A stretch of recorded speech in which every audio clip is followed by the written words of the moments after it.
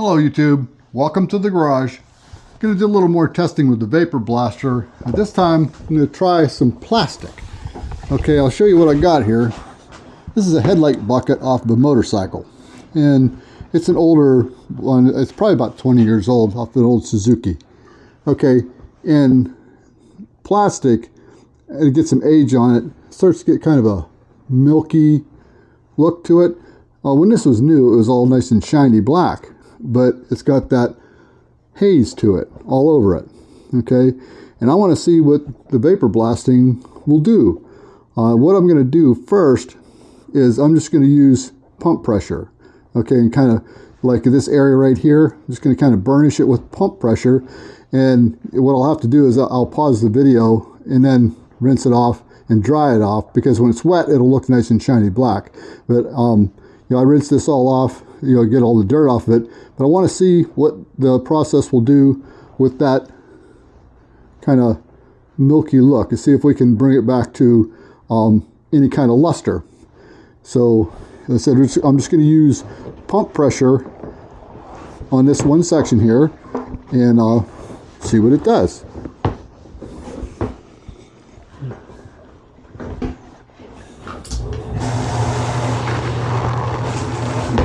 Turn my wiper on here. There we go.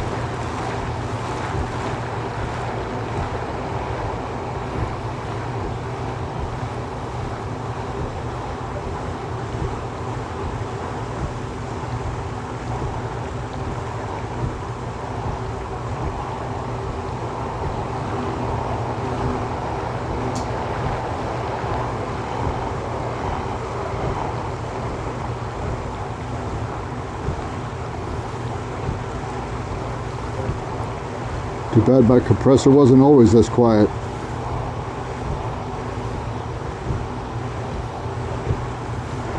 I'm actually going to do a little more work to that. I'm going to try and make a little soundproof enclosure to put around it. I have to figure out how to give it ventilation so the compressor doesn't overheat, but I'm going to see, since it's so close to my vapor blaster, if I can do a little more noise abatement. The muffler system helped a lot, but let me see if I can't get a little better.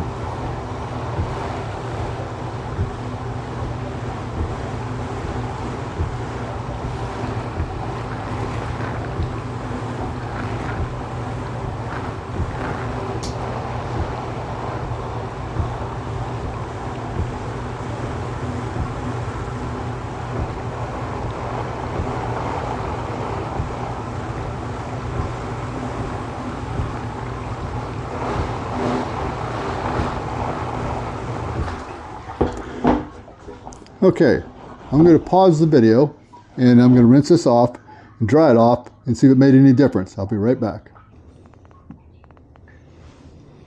Okay, got it all dried off, and it appears to have made a little bit of difference. Not a whole lot, but it appears to have kind of dulled that just a little bit. Obviously, the longer you do it, the more it would polish it up, but I think maybe we're going to add a little bit of air to it. I'm going to add like 20 pounds and then see how that does. Do the same thing. Just keep working my way up and see if it makes any difference. I'm going to keep working this same spot, and that way we can hopefully see it improve. So I'm going to put my earplug in, because the compressor will probably come on at some point, and I'm going to turn the air on at 20 pounds, and then we'll see what happens.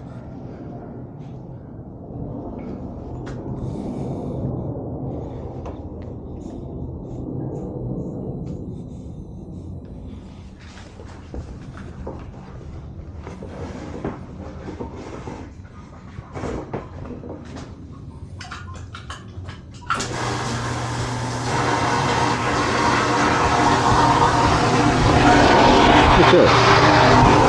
You got 20 pounds there. Just gotta get in front of you.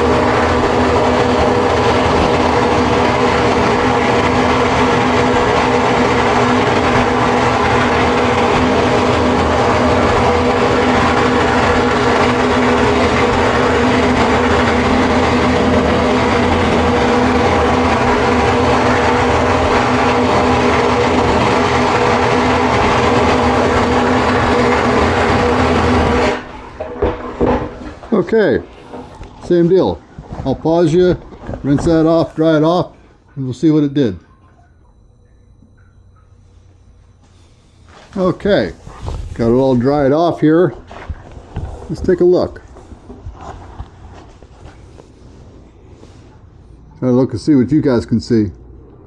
Okay, that's where we did, and I think it's looking a little better. Because if you compare it to up here, you can see like little mars in it, little marks where it was kind of milky looking.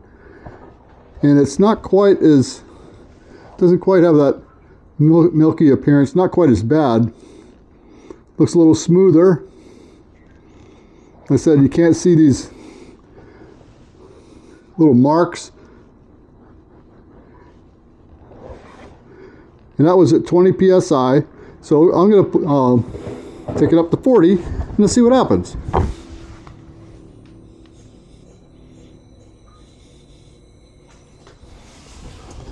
Okay, we'll keep working on that one spot and see if we can't keep improving it, and we'll have the original part to compare it to.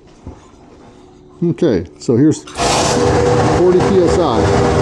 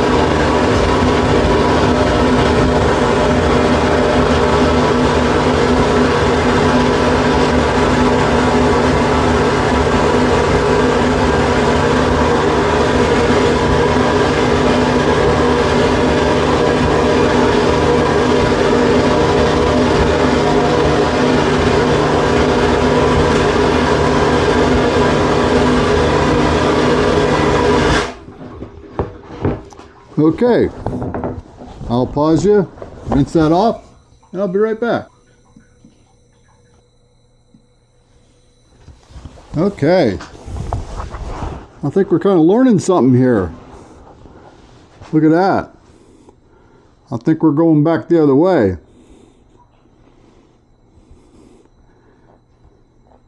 Probably, you know, with the glass bead and aluminum oxide at the higher pressure, just to see what happens, I am going to turn it up to 60 and just kind of prove a point that we're going to be going in the wrong direction.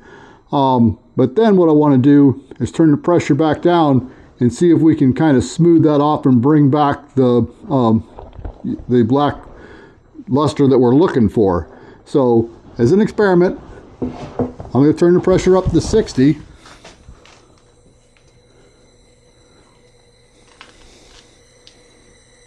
Okay. And we'll just see what happens here.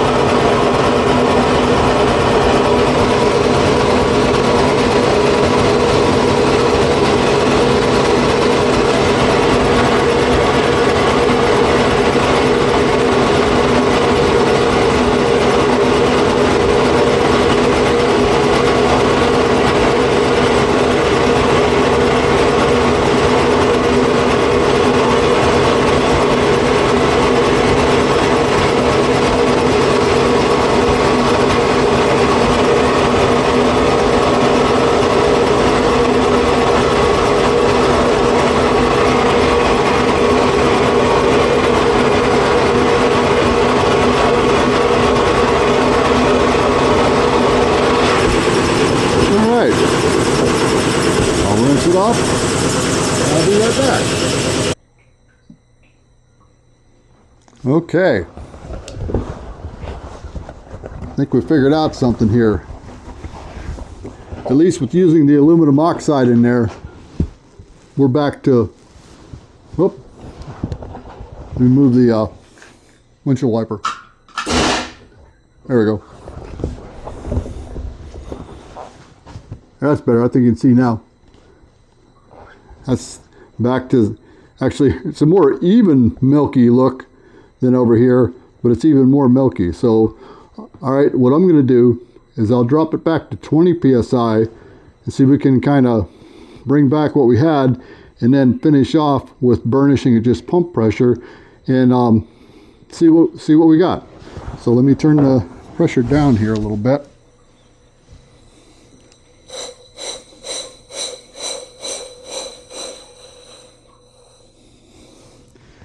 Okay, back down to 20 psi. I'll make sure it's working psi. And it is. Okay, let's see if we can polish that back to where we had it.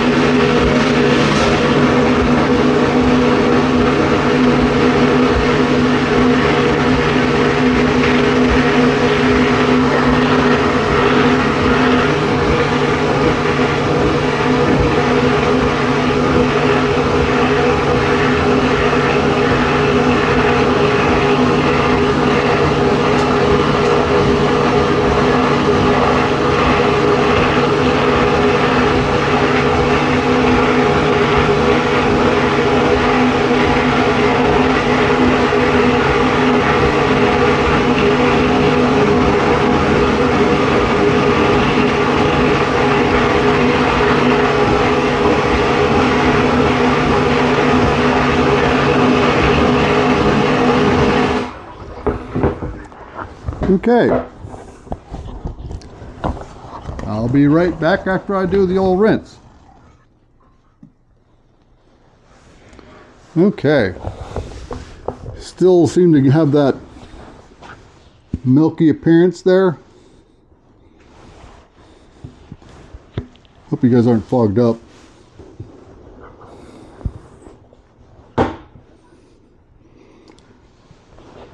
It's more uniform than it was, but it's actually more of that milky look to it. I'm just going to do pump pressure on it to see what, if, you know, might as well go all the way back down, pump pressure, see if it makes any difference.